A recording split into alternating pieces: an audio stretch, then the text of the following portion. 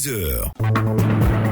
Et merci d'être connecté sur Radio Côte d'Ivoire. Il est 6h en temps universel. À présent, nous offrons la première session de l'information, mais bien avant, un journal présenté par Jérôme Kouakou. Bonjour Jérôme. Bonjour Franck-Olivier. Les numéros de téléphone en Côte d'Ivoire ont changé depuis hier. De 8, l'on passe désormais à 10 chiffres. Le basculement était devenu nécessaire. À suivre les explications du ministre de l'économie numérique. Plus de 1200 candidats autorisés à compétir pour les législatives de mars prochain. La commission électorale indépendante a dévoilé hier la liste provisoire des potentiels députés du pays. Et puis, en Birmanie, l'armée met aux arrêts la présidente Aung San Suu Kyi et déclare l'état d'urgence pour 1 an. Le parti au pouvoir parle d'un coup d'État. Voilà pour le menu. Bonjour à tous et bienvenue. Et merci Jérôme. Les numéros de téléphone ont changé en Côte d'Ivoire. Oui, la Côte d'Ivoire a procédé dans la nuit de samedi à dimanche au basculement de la numérotation mobile et fixe de 8 à 10 chiffres. Le plan national de numérotation actuel était arrivé à saturation. Le ministre de l'économie numérique et de la Poste explique l'importance de cette opération. Sanogo Mamadou. Cette opération est très importante dans la mesure où cela a été beaucoup ressassé. Nous étions arrivés à une limite de tout le potentiel de numéros qui avait été mis à la disposition des opérateurs au point où les numéros même qui étaient destinés à certains types de services spécifiques ont été utilisés. Et vous êtes tous au courant du fait que quand même notre pays dans quelques années va s'engager résolument dans la 5G. Et cette 5G va donc voir le développement de l'Internet des objets. C'est-à-dire que tout objet dans notre environnement quotidien va être connecté, aura donc les adresses IP, les adresses MAC, lesquelles adresses MAC ou IP permettront de communiquer, d'interagir avec nous. Et cela va faire appel à beaucoup de ressources en termes de numéros. Il était nécessaire d'aller vers donc un système de numérotation à 10 chiffres. C'était le ministre Sanogo Mamadou, ministre de l'économie numérique et de la Poste. Les candidats aux législatives de mars connus. Oui, ils sont plus de 1200 des dossiers retenus pour les législatives du 6 mars prochain. À un peu plus d'un mois de ce scrutin, le président de la CEI a dévoilé donc la liste provisoire des candidats autorisés à compétir pour un siège à l'Assemblée nationale.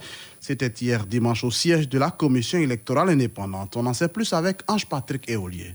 Pour ce scrutin, la commission électorale indépendante, par la voix de son président, annonce 1587 candidats pour le poste de député titulaire, à savoir 1375 hommes et 212 femmes. S'agissant de la faible participation de la gente féminine découlant du non-respect par les partis politiques du quota de 30% sur la liste globale des candidatures, Coulibaly Kuibiert, président de la CEI, se veut optimiste. Je voudrais vous dire de ne pas vous offusquer, parce que de toutes les façons, c'est une nouvelle loi qui va s'appliquer au fur et à mesure, elle va s'améliorer. Il faut sensibiliser les partis politiques à associer les femmes à la gestion politique.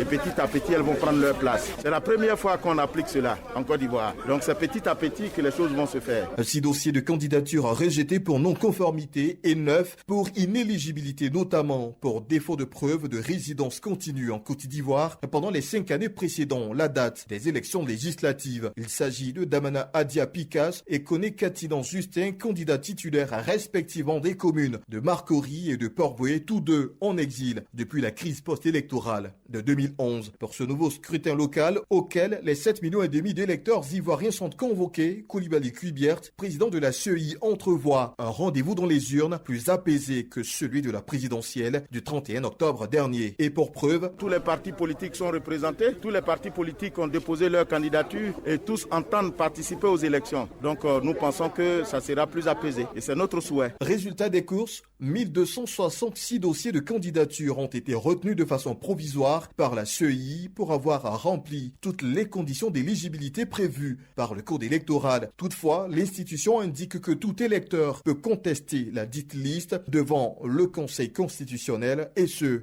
dans un délai de 8 jours à compter de la date de publication par la CEI. Ange-Patrick Éolier, vous l'aurez compris, c'est exactement 1266 dossiers de candidature qui ont été retenus par la CEI. On nous apprend que certains candidats ont désisté. Là-dessus, on écoute le président de la commission électorale indépendante, Coulibaly Kuibiert.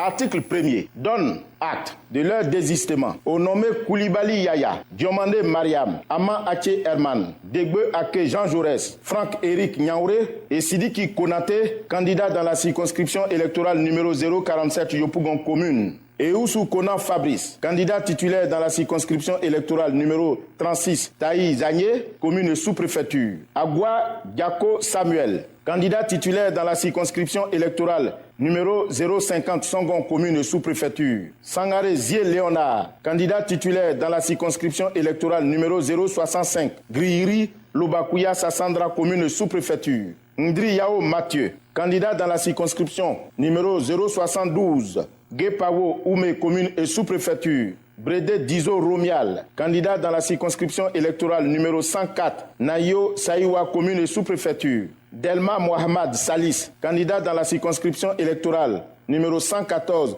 à Bengourou, commune. Amouen Kwasi Arsène, Amani Stanislas, Boka Kwasi Pascal, Saraka Konan François, candidat dans la circonscription électorale numéro 155 Bengassou, Bokana, Kwadio Blekro, Nzekre Zessou, commune et sous-préfecture. Dieti Auguste Abraham et Gondo Begbe, candidat dans la circonscription électorale numéro 193 Dale, Danané, Bonouye, Ouanoulé, Selle, commune et sous-préfecture. Article 2. Donne acte à Dame Kayo Slaa Clarisse, candidate indépendante dans la circonscription électorale numéro 199 Benoué Goulale, commune et sous-préfecture, de sa rénonciation à sa candidature indépendante au profit du Rassemblement des Oufouettistes pour la démocratie et la paix, RHDP.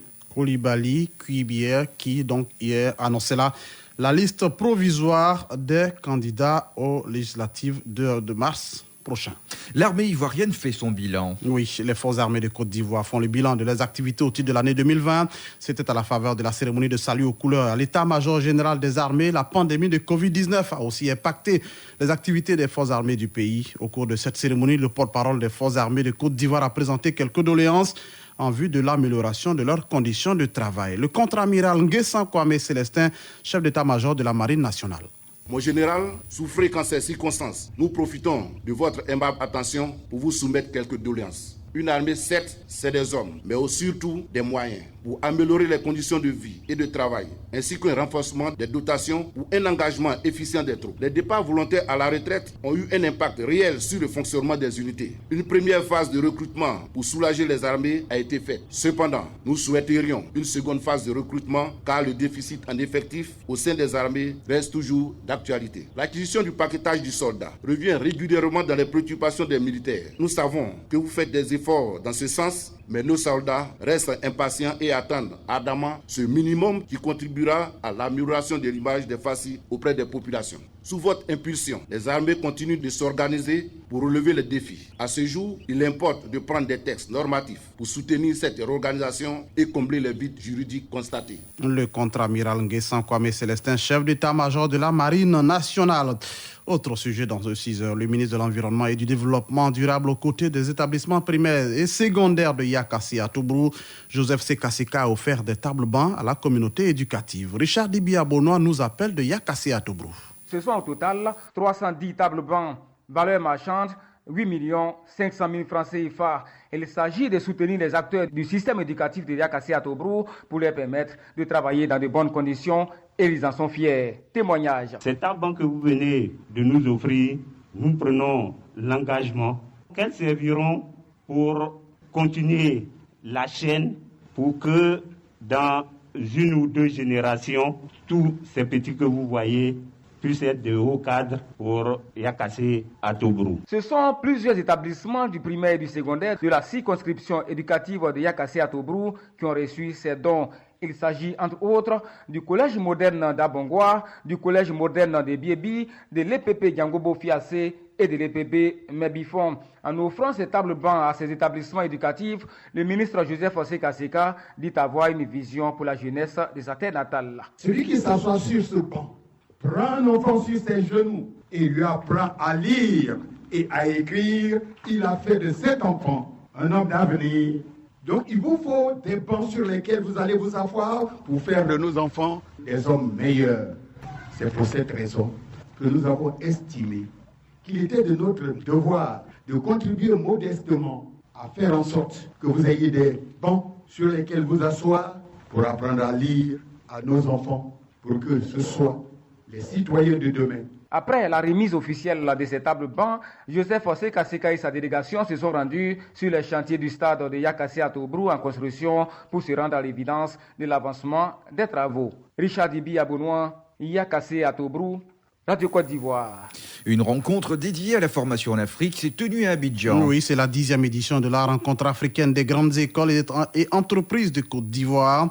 Plusieurs acteurs du secteur de l'éducation, de la formation professionnelle et les chefs d'entreprise de notre pays ont pu participer à cet échange et ont partagé du coup leurs expériences sur l'avenir de l'enseignement supérieur professionnel sur le continent.